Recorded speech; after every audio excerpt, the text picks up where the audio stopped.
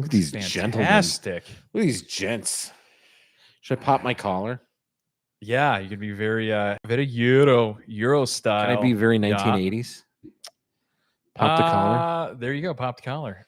Man, that thing looks like that whole mic stand is ready to just like collapse. It doesn't on look you. good, does it?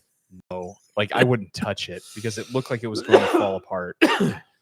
Well, we're gonna see if it makes it through the show. See if it makes it through the show without falling apart. And without further ado, welcome to the Barrel Buddies. I'm Jimmy. And I'm BJ. Welcome back to your weekly booze news and reviews with us twos. Oh, I see what you did there. The Barrel Yeah. Buddies. The Barrel Buddies. Well, welcome back, BJ. Welcome. Thank you. It's back to good the show. be back. I had to take a little break. I needed a mental hiatus, as it were. It wasn't only that. We've just been busy because then prior to that, we didn't have a show. I mean, I wasn't gonna just sell us out as being crazy busy. I was just gonna fall on that sword. But yeah, we've been crazy busy. We've been crazy busy, and it's good to have you back in the saddle. Thanks for you really nailed down a great news show and covering the E.H. Taylor rye last week. Well done. Thank you. I actually got a lot of comments after You the did show. very good. I got some texts from me that there was a lot of kudos for just maintaining that solo. You did great. Like, yeah, thank you. You had a great show. And a lot of thanks to the watchers. A lot of thanks to the community, Yes. the Barrel Buddies community. Thanks for staying strong and showing up to ask a lot of questions. A lot of engagement. Everybody was great last week. Thank you all for the positive feedback. And they're like, "Oh man, I could never do that." And I'm like, "Listen, once you get behind the mic, it really doesn't matter how many people you have. You'll just get this flow, and you'll just go." I like that. I don't really have flow and go. the flow and go. And sometimes what I'll do is I'll just pull like a notepad file, quick couple of bullet points to tackle, and you just spend a couple of minutes on each one, and that's what I did for that show, and it was great. And then there, obviously, I personally always go on a rant or tangent as usual, which I would do regardless of how many people are on the show. So there was that typical few rants, but overall, yes, I thought it was a really good show. E.H. Taylor was absolutely fantastic. It's one of my favorites anyway. As always. So everything above the small batch in the E.H. Taylor family, I think is fantastic. So very nice. Tater Dom, cheers to you as well. Welcome to the show. Good to have you. I'm gonna start chilling the glassware for tonight's offering. Very good, very good. Mr. Jimmy Jam, good evening. You got a welcome back. Hey, thanks, Jimmy Jam. Appreciate it. Thank you for showing up tonight. Yeah. Welcome back to you. So we have a little bottle here. It's a little outside of our realm. It's something, as in it's something new. It's a Cyser. Yeah, we've never done this. I brought this back for us. Thank you, too. I appreciate that. Hit the like button. Absolutely. A year and a half ago, I picked this up for the show. So this is a Cyser apple mead, but as we will discuss, I think it's less of a mead, and maybe the company that produces this, he might fight me on it. He was a really nice guy. But I don't think it's a mead. I think it's going to be, we're going to talk about why it's more of a wine, and maybe even a beer. More to come. But yeah, I picked this up a year and a half ago in Prince Edward Island, Canada. A really lovely hobby farm.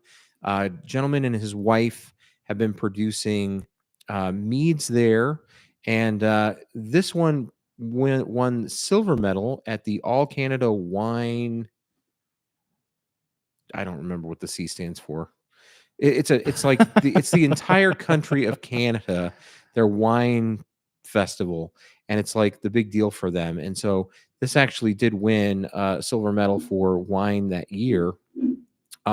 He's actually a very well awarded winemaker. And they were really, really tasty. So we picked up this Cyser, brought it back. I thought you'd really enjoy it, and so we're going to give this a try. I'm gonna let you get into it tonight. Yeah. So do you know? So I had to look up what's the difference between a mead and a Cyser. Did they teach you, or do you? I don't remember. We need a re-education. I'm going to be honest. This was a part of a tour that was put on by Food and Wine magazine. Oh, very cool. So we were on the Food and Wine magazine tour in PEI that day. We got to go have oysters shucked by the world's best oyster shucker, the guy who like shucked oysters for the Pope. We went to this meadery, this honey wine hobby farm. We went to another cidery, and then we went to another location on the island. We really drove all over the island that day. It was a smash bang day. Were they Prince Edward Island oysters? They were PEI oysters, fresh out of the bay. Literally, they had taken them out of the water, brought them in, and the guy was just shucking oysters one after another. He was so good. He's just talking to us. He's just like, yeah, so I've been shucking oysters for years, blah, blah, blah. And he's just going at it. Yeah. And we were like, how are you doing? And he's just handing them out. And yes, I ended up having like 3 because there were people who were just on the tour to see the island. And they're like, I don't want the oyster. And I'm like, I will have your oyster. Yeah. Uncle P, welcome and good to see you as well. Uncle P. Very cool. So Prince Edward Island. So I think about how so I'm wondering if they grow or do they have honey? I'm guessing they might have honeybees, or what do they have up there where this originates from? Let me tell you about this story. You should pull it up on the website. This is the Island Honey Wine Company. Okay. This was an incredible little hobby farm. This guy and his wife have beautiful orchards producing Haskap or winterberry, I think is what it is. So they're growing berries. They're growing all of the stuff that they would make their meads with. Apples. They're growing all this wildflowers. He's also a beekeeper. So he's got like several major bee colonies that he's also collecting the honey from to make his mead. Like he's completely self-sufficient, as is the entire Prince Edward Island. They were all very, very proud of the fact that they could just close and blow up the bridges and require nothing else. They were all very self-sufficient, as was this little hobby farm. So he produces everything for this mead, for these wines on his farm. He needs nothing else. Do they have bridges there now though? Oh yeah. So I bet part of their apocalypse plans are they blow the bridges. They're probably armed now. Oh, I would not be surprised. They go in the basement, they lock it down, press that button, those bridges done. Oh, they produce a ton of potatoes. They're like Idaho too. Potatoes. You don't need anything else besides so potatoes. Many potatoes. So they grow canola. They produce a bunch of canola and canola oil, potatoes, sunflowers. Like these guys are ready. PEI, let me tell you, good to go. They're ready to go. And then they fish. They got all the fish. They're ready to go. All right, so check this out. Honey wine, also known as mead, is the world's oldest fermented beverage. The mead you're holding was made in small batches with raw honey and then hand-pressed apples harvested from our family farm on Prince Edward Island. Oh. Cyser mead delivers on orchard fresh, crisp, refreshing taste and the perfect balance of tartness and slight sweetness. Our regional honey's unique flavor, color, and bouquet make every batch a reflection of time and the place on our little island. Cyser mead pairs well with whitefish, seafood, pasta, and pork. Serve as cold as stone from a cellar floor. It's nice and cold. So do you know, and maybe we'll go ask the audience here, what the difference is between a mead and a Cyser? I don't. You asked this earlier. I have no idea. What is the difference? You know. It's very similar, obviously, to a cider. I hear that cider in the name. And what is a cider made out of? Cider is pressed apple juice, right? You're getting pretty close. So a Cyser is a specific type of mead. So it is a mead. Okay. And it's made by fermenting honey and apple juice together. Oh, delightful. So it's like a hybrid of mead and hard cider. And it often results in a drink that's crisp and refreshing with the sweetness of honey and the tartness of apples. Okay. So it says, while both beverages rely on honey for their base, the addition of apple juice is what defines a Cyser, where mead, on the other hand, is made with just honey and water as its foundation. Oh, now you know. The more you know. The more you know. Wow. And then it says Cysers tend to have a more fruitier and more cider-like profile, and meads are more versatile in their flavor and possibilities depending on the different ingredients used.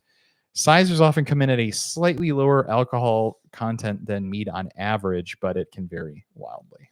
So Why are we drinking our Cysers like middle-aged soccer moms with ice in our glasses? Oh, well, it was sort of at room temp, and we wanted to bring it up real quick. So, yep. I don't know how else to say it, and I think it tastes better. 100%. And I wanted you to talk a little bit about earlier how you were describing what it tastes like, and I think you need to tell the audience what you think it tastes like. And first of all, we look absolutely fantastic on video. This new lighting rig. We have a new lighting equipment, friends, and our new camera. Looks is an upgrade, but it's a downgrade, if that makes sense. Do you think it looks good? Crystal clear. Leave a comment. Oh, write us a little note. Does it look good? Should we change anything? What do you think? Tonight. I think this looks really nice. 4K. But you let us know. This does look. I think this looks pretty nice. So yeah, out of the bottle, it was a little cooler than I think room temperature, but it was not cold or cool. I think out of the bottle, the nose that we initially took, we were like, it smells like beer. Yeah, it did have a little bit of a beer, like a beer nose, like an old beer smell. I know that sounds terrible. Bush's apple beer. I want some Babel. I want some Babel. Good. Friends and family and countrymen, I'm telling you, do not sit on this season's pool hit this year is Bush Light Apple. Yep. Did you have Bush Light Peach last year? Because it was stellar. I might have. No, I had a can. I take that back. The Bush Light Peach was fantastic. However, it's very good. Word on the street, in the groups, in the chats I'm in, are all raving it's about so good. It's going to be a pool hit this year, and it's going to be Bush Light Apple. I kid you guys not. It's not a joke. Don't sleep on it. Don't sleep. You won't regret it. You heard it here first on the Barrel Buddies. If you haven't heard it from your friends, you're hearing it from these friends. And you can get it anywhere. I mean, Bush Light is readily available. But go to your liquor store and get a 36er of Bush Light Apple and drink it all this weekend and report back. So we tried it, and we both were like, when we first had this, we first had our pre-show sample, and we went, I don't know. And James was like, I'm putting a cube in it. I mean, it can't hurt it. If it's bad, we're just going to switch to something else. We threw ice in it, and we went, oh my God, it's delightful. And it drinks a lot like a Chardonnay. And so this is where at the beginning of the show, I said, like, you know what? Yes, but I also like what you said about a Pinot Grigio. Thank you. So I was like, it's got a big full body like a Chardonnay, but then the fruitiness hits the back of the palate, and it drinks a lot like a nice Pinot Grigio. It's really light. I would sit around the pool. I would sit outside. I'd sit right here, and I just pound bottle after bottle after bottle of this. It's so delightful. If this was just cold out of the fridge, I could just keep pouring glass after glass after glass of this. It's delightful. And what's this coming in at? We didn't talk about ABV. 13.5%. Oh, that is 13.5%. That's dangerous. This is a dangerous drinker. 13.5, right? Ooh.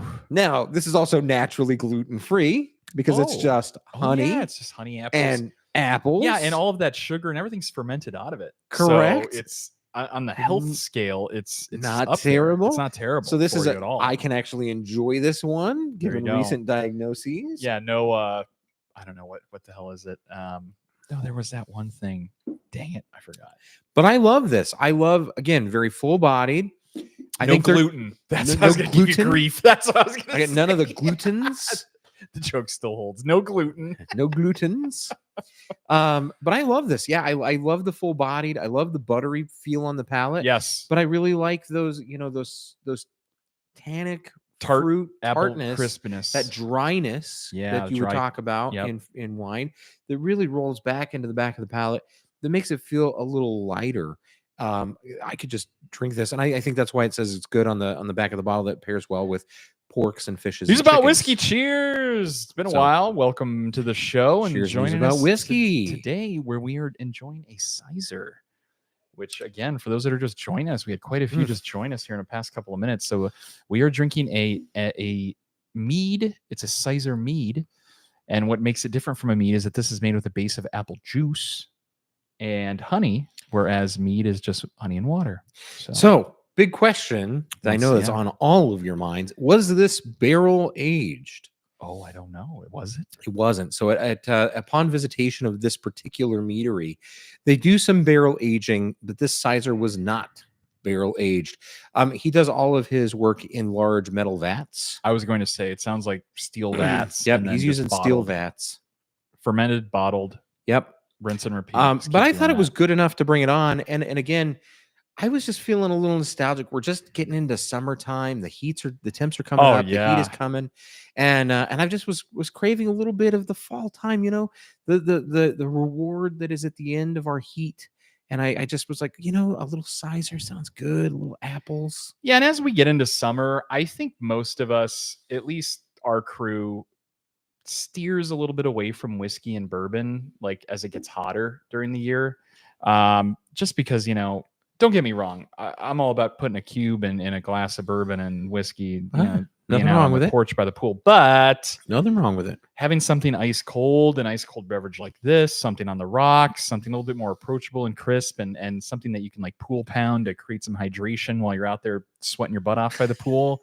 I don't know that I want it to be 115 out here in Vegas and be sipping on a Coy Hill 170 proofer out by the pool. How about that Russell's Reserve single rick house? What's that coming in? You like a 65% or something where you're just 68%. Like, no. Oh, not when it's 115 out. So News drinks more scotch in the summer. Okay. I think that's a good move.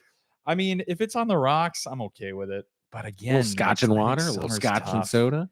Like I won't even have like a cigar usually because it's so hot. Or at least in Vegas, it gets so flipping hot. I like a good cigar in the summer. Maybe at night, but not during the day by the pool. Really? Yeah, I want something refreshing like the Bapple, High Noons, the seltzers that we all get into.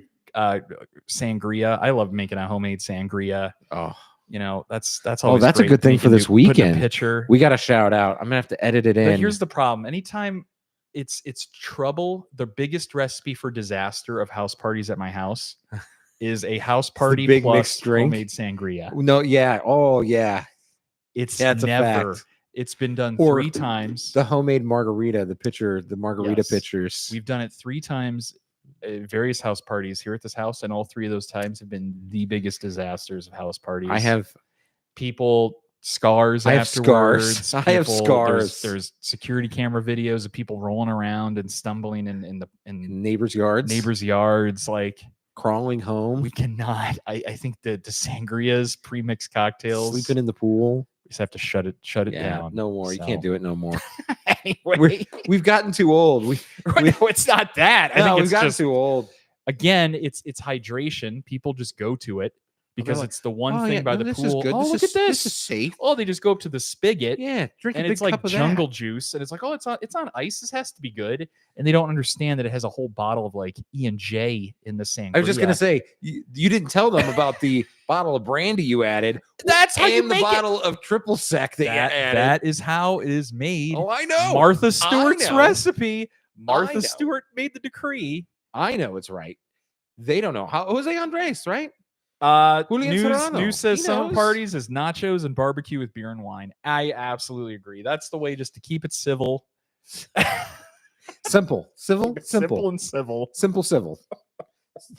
Fair. You want to get to a quick score on this? And I think I was going to tell you, I don't know. I mean, I guess I don't know that I'm super comfortable rating this because I don't really have a litmus test. I don't know to compare it to. Here's the thing. I don't know that we could break it down in the traditional scoring system of nose face value. Yes. I don't know that we could do that. I will rate it. I think you could give it a 1 out of 10. 1 out of 10? I think you could do that. I think I could do that. And I think I have a number where I'd put it. Yeah, I do. I have a number where I would put this. Okay.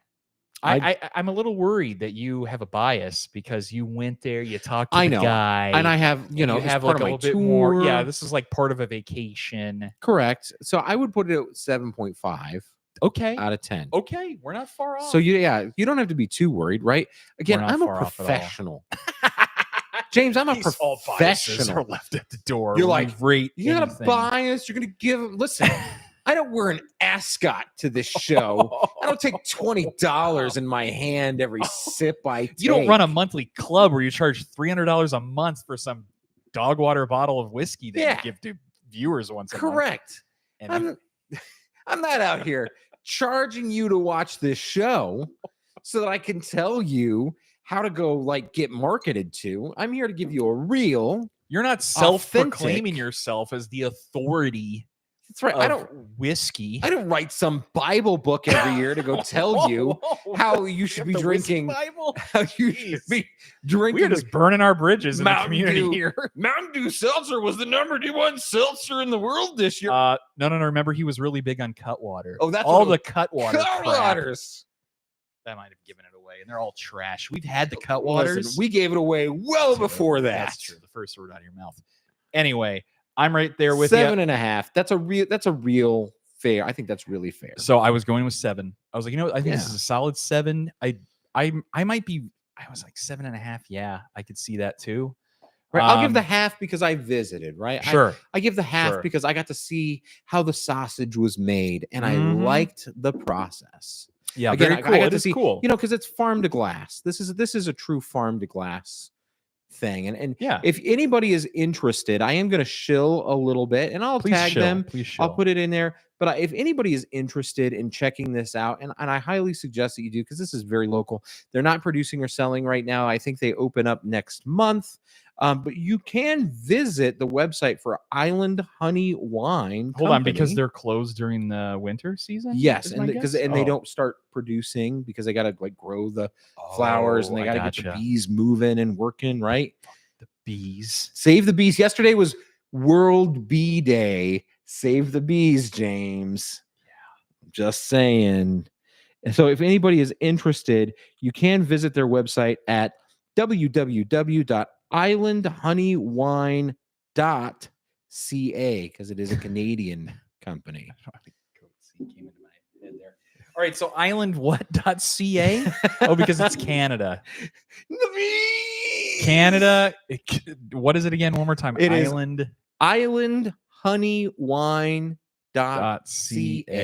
All right, so highly encourage you to check it out. They actually have a lot of different wines, and I have several more of these at home because again I was on vacation, and so it's like, welcome to Canada's best meadery. Look at this. This is really cool. I really like the Hascap, and they did a traditional mead, very traditional, that they then add fresh grown lavender to. That's right here. I clicked on the Hascap.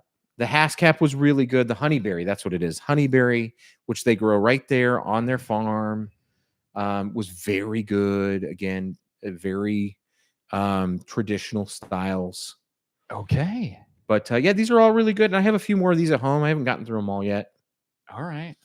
But these were very tasty. The Hascap was good. The lavender was good. Very affordable. They come in at like $25 Canada dollars. I don't know how much that is in US. So it's like $20 or $19 US. Bullish Brown, welcome to the show. $20 ish. It's like $20. It's not bad for a bottle of mead. That's not bad. I don't know. I mean, for some of our friends from the Manarino show, I don't know that Canada is in our good graces right now economically. So. I know. We won't go there. And I don't know. You got to risk going across that border up north. This was a year and a half ago. I know. We're still talking. I'm not talking big companies. This is a single producer, right? Single guy, single producer. And we're all about supporting little guys. Yeah, we're all about supporting the little guys. So. Little guys. Okay, so news? We got some news. We have one news story. I'll lay it on us. This is a big one. Yeah, this is a big one from our good old friends that give some of the best reviews. Haha, we're joking. The good old Rob Report. No, we don't mind the Rob Report. Who wrote it? Jonah Flicker. I think we've talked about Jonah Flicker. Hey, Jonah Flicker. We might have given him a hard time a couple times. Probably have given you our a hard apologies, time. Jonah. If you're watching the show, I'm sure you're an avid Appreciate fan you being an avid fan. After Jonah. we've talked after a couple of your articles, I think where we gave you some grief were your rankings. But you deserved it. We're just gonna tell you, you deserved it. That's ChatGPT. Yeah. So today he dropped a story where Michter's announced that they are dropping their annual 10-year rye. Oh, that's a big drop. And it's one of my favorite bottles. The 10-year rye is delightful. 10-year rye and the 10-year bourbon. I almost like the rye better than I like the bourbon. I would agree with you. The Michter's 10-year rye is magic. Yeah. So it's released a few times a year. They come in different batches. You can read the information on the label. Should I pull one and read it now? You can if you'd like. I think I will. It's up there. Top flex. On the right. Hashtag flex. Yeah. So this batch is coming in at 92.8 proof, which is 46.4%. It seems a little low, 46.4. It should be top left there. Here's what really bothers me. So when I first started getting these a couple of years ago, I think this even might have been post-COVID. It was coming in at like 129 MSRP. Knowing that, BJ, what would you guess the MSRP is this batch? So it was 129, which I thought was a great price. It was almost in our $10 per aged year category. Yeah, that's right there in the threshold. But now, what do you think the MSRP is? It was $400. No, you're way off. $400. Really? That's what you're going with? 400? It's got a reputation. All right, no, real talk. I would go 249. You're not far off. So 249 is my guess. Okay. That's such a weird amount. 210 is the MSRP. I guess we have slumped a little bit. Yeah, but that's kind of astronomical. That's basically like this bottle has doubled in price over the past couple of years. And what's that one coming in at? That's the bourbon. But what do you have the stats on? There's no you didn't have a rye. You've got the bourbon. Yeah. But the bourbon, what a beautiful bottle. They are beautiful bottles. They get 47.2 alcohol by volume. Okay. All right. Yeah, and I love the black label. I like the American whiskey that's got the blue label, and the rye, of course, has the green label. Yeah. So a lot of label changes this year. You noticed there's bottle design changes. One of the big ones that I know is going to be so FOMO when it drops. For those that are interested, Old Forester is doing a bottled and bond that they're basically redesigning the crystal decanter. So right above BJ's head there, you might be able to see one. Wait, Old Forester or Old Fitzgerald? Apologies, Old Fitzgerald bottled and bond. Okay. Where it has that nice crystal decanter. They're redesigning the bottle, and it's going to be a bottled and bond release. Wait, redesigning it how? So it doesn't have the short neck. It's kind of this style with the same cork on it, that glass stopper. Oh, why would they do this? It looks pretty cool. Let me see here. Let me see if I can pull it up now. Old Fitz. Really? Okay, you pull that. I'm going to put this back. Yeah. Before we pop it open. Yeah, so take a look here. What it's going to look like. I hate it. Yeah, I mean, here's the thing. I hate it. So this is supposed to be like, it's their 7-year bottle and bond. And you guys can look it up. It's the Old Fitz bottle and bond. Like, this is dropping soon. It is going to end up being an everyday bottle. So they said that once it's out, it's going to be out on the shelves. And I already know that secondary is going to blow up just in typical fashion. The same with like the Jack Daniel's 10s, the 12s, the 14s. Everyone loses their minds over that. Like, guys, chill. Like, they're going to drop it every couple of months. That is one of the best looking bottles of all time. This is one of the best looking bottles. And that's the old one, mind you guys. Of all time. It doesn't get better, in my opinion, than this bottle. Yes. I don't even care what's in it. This is one of the best looking glass bottle bourbon decanters of all time. It's so good. This isn't even Old Fitzgerald, as you can tell. This is an infinity blend that you have repurposed. Yeah, I wanted to keep the bottle. Gorgeous. It's such an amazing bottle that I've repurposed this for an infinity bottle. And on the back, you can see everything that I write down what I put in it. So that's just... I hate the new design. Ugh, I'm sorry. I know, but people will still lose Heaven their Hill. minds. Shame on you. In typical fashion. Shame on you. For Old Fitz, but yeah, no, very cool. That's good news. Thomas Anderson, welcome to the show. You are late as not as always, but you're going to have to go back and rewatch. Don't say that. Thank you for being here, Thomas Anderson. Yeah, it is. So Bullish Brown is asking us, do we know Hakata 12-year whiskey? Hakuna Matata. Hakuna Snout. Yes, it means Hakata? no worries. I've not heard that. Are you trying to say stout, like a stout beer? Wait, or is can it I really look? Snout Hakata? Yeah, look above Thomas Anderson's there. Japanese Snout Hakata. We're gonna have to look it up. Now I'm curious. Now we're gonna look it up. Here's what hold on. Snout. Let's look it up. Hakata. There's Hakata, like the sherry cask. Hakata whiskey, the 10-year sherry cask. That actually looks pretty good. I like that label. I am going to Japan in 6 weeks. Yeah. So here's the thing. I think there's been a lot of. Should I be on the lookout? Japanese. All right. He says it's pretty good. Okay. Here's the thing. I, in general, am a fan of Japanese whiskeys. However, just be careful because I've noticed that over the past couple of years, there's been just like a glut. There's been so many people jumping on this bandwagon in Japan and opening up distilleries and selling. And it's almost like you get brand fatigue where you go into a store, you go to that liquor store and they literally have half a shelf now where it's just all random Japanese whiskeys. Where a couple of years ago, it was like Yamazaki and Hibiki were like it. Now you get all of these rando brands where Suntory, Nika. Well, not only that, but then you get those are like legendary known brands, but now there's like every name under the sun, like Hakata, that just kind of come out of nowhere. And like, yeah, I'm sure they have good products, but it's a gamble, right? Unless you get the bottle as a gift or, you get a good deal on it. Sometimes that $75 price point or more is a gamble that I don't want to take. If it's a little bit cheaper than that, probably. But yeah, I'm kind of a fan. Traditionally, of are pretty expensive. Labels. I just find myself not gambling like I used to on bottles. I would go into a store. Oh yeah. I'm going to try this. Oh, that looks cool. Label looks cool. I get it. 75% of the time, I'm disappointed. Like majority of the time. 3/4 of the time, you're not excited. You're not excited for the 25% of the time that you strike gold. Well, that's the thing. There is those like where you're like 25% of the time you strike gold. And I'm glad I got this. I know it does. It does sort of make decent. It worth it. But again, I guess it depends on how deep pockets you have. If it's fair. Really, it's fair. If you want to do that, but I don't know. But anyway, be on the lookout for Michter's 10 Rye. MSRP at $210, I think is a little much. You'll probably see it at $200, $249, $299. I think that's a ripoff, in my opinion. You know what I've been seeing out there for a good price since we're talking about it? Yeah, do tell. I do want to just make people aware, if you're looking to pick up a legendary bottle and at a price that I think has been very reasonable recently. What do you got? Elijah Craig 18.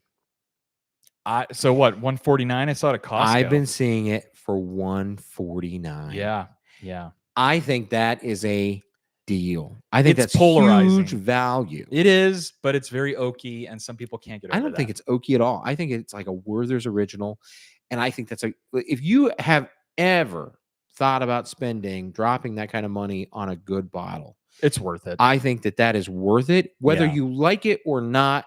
I think to have that even as a shelf, it's a good top shelf, right? Turd. Yeah. To just have it up there and be like, I don't really like it, but I know people will know what it is. People will know it. And people will respect that. Yeah. It's a good trophy. I think that's a good value. And I would agree. I think that's cool. If I find it, I think it's worth picking up. Some of the years I think just fluctuate drastically. There's been some years that have really over oaked, and then some years that have been palatable. Well, they proof it down so much, right? It's an 18-year that is proofed way down. What is it, 47%?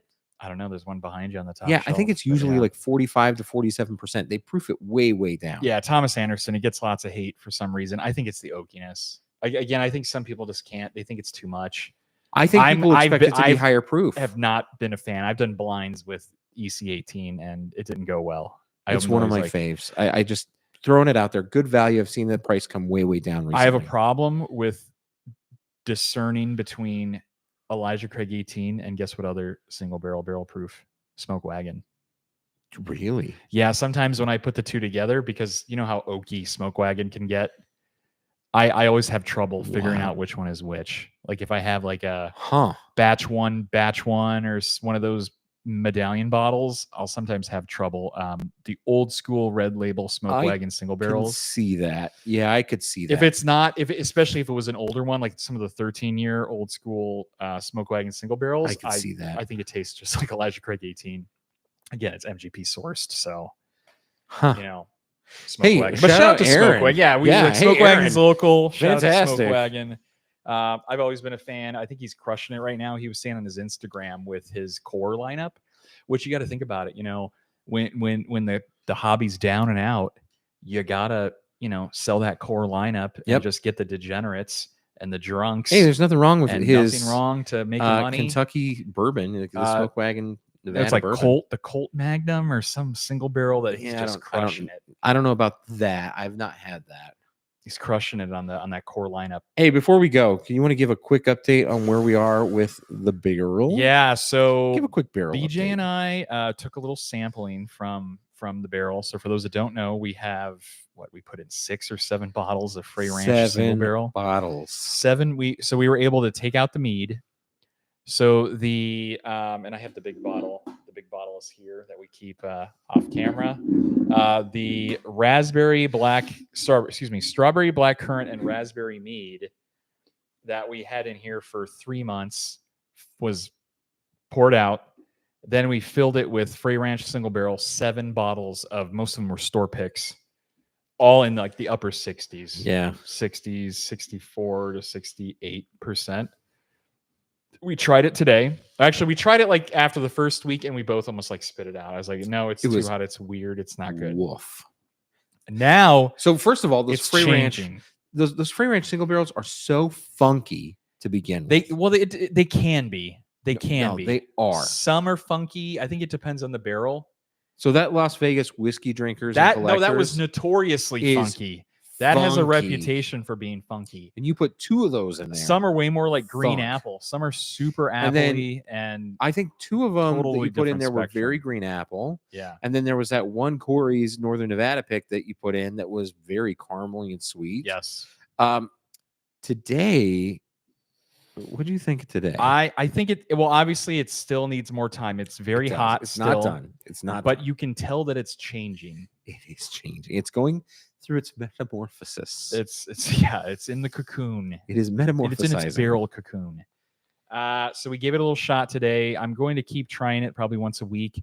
I want to be careful because it's almost like it's sealed so well in there that BJ found out we had to pop the bung to even get a little bit out. Yeah, there's too much. And I don't want to vacuum. I don't want to keep doing that. Like I really want it to just do its thing, which is good, which means it's airtight, and I don't want to disrupt that at all. So maybe in a couple of weeks, we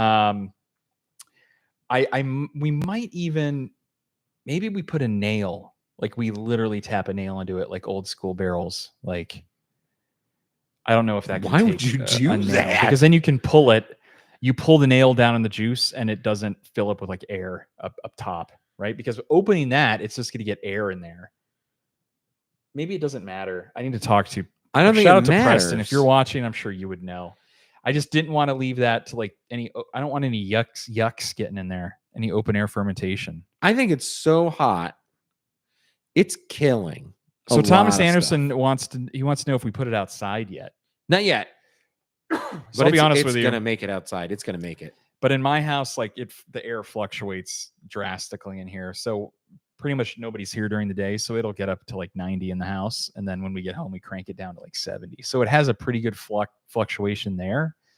But I can put this in the garage and just let it hang out maybe for a couple of weeks. So here's my thoughts on the flavor today. Yeah. I'm going to give you I'm not wearing no ascot, so I'm going to give you some what do you got? Honest feedback. Yeah. It is changing. Today, I thought it tasted like medicine. Had a very little medicinal flavor. Yeah. Kind of like the way an old school drugstore smells. It had the like candy berry sweetness, but then there's like a mentholyptus back end, and then the heat of the bourbon comes through on the palate, and it's almost like Bengay. It's like that warming Bengay. It's like quite the comparison. It's like warming mentholyptus. It's like, that's probably a better way to put it, right? It expands. It goes all over the palate where you're like, ooh, almost like Listerine. Listerine, I think, is a better way to put it, but not in a bad way. Not in a bad way. It's developing. It's just hot, and it's obviously developing. So there's a lot going on. It's hard to pick out any real flavors right now outside of some berry sweetness and some mentholyptus. Yeah. I'm really excited. I will just tell you, after today's taste test, it's been 3 weeks. Yeah, 3 weeks. So I'm really excited to see what happens in the next 3 weeks, 6 weeks, 9 weeks, 3 months. Yeah. Because I really do think this is going to continue to develop and turn into something really special. And by the time we're done with the 6 months, by the time November 1st rolls around, I really do think that this is going to be something really special. I agree. Really special. So, but stay tuned. So we'll try it on the show maybe in the next couple of weeks. And listen, if it's not, we're gonna run a motorcycle off of it. I'll throw it off the roof, or we'll come up with something. Like, there's like $1,000 worth of bourbon in that barrel. I know. It can't go south. I don't think this has anywhere to go but up in a good way. This is the $1,000 barrel project. Yeah, I think that this it won't get worse, and if that makes sense. I think it just takes time.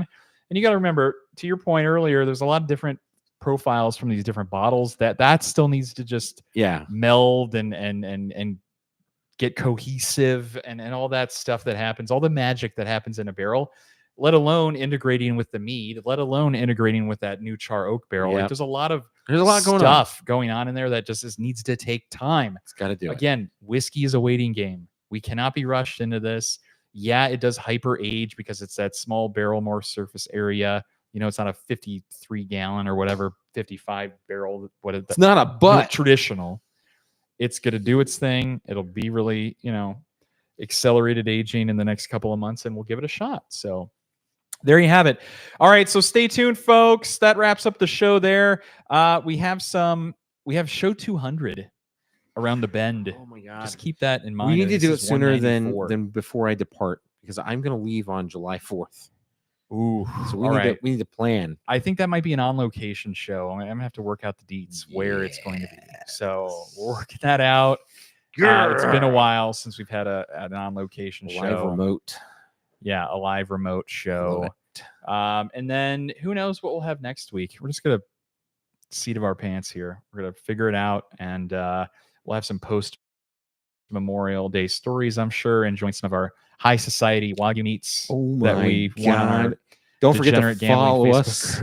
Don't forget to follow us at the Barrel Buds on Instagram. We will be posting some of the most amazing Wagyu beef grilling moments this weekend. So we're in a secondary meat razzle group on Facebook and hit like a giant party pack. I'm gonna just say it. Yeah. We hit a party pack worth over $1,500 of just Wagyu beef, and almost like a 40-pound box showed up on my doorstep yesterday. So it's pretty wild. So we'll be preparing some of that here for Memorial Day weekend. So 100%. If you're in Vegas, hit us up and come join the barbecue. Yep. And we'll report in next week as to what we're going to talk about. So, all right, for the Barrel Buddies, I'm Jimmy. And I'm BJ. We'll see you next week. Bye-bye. Adios.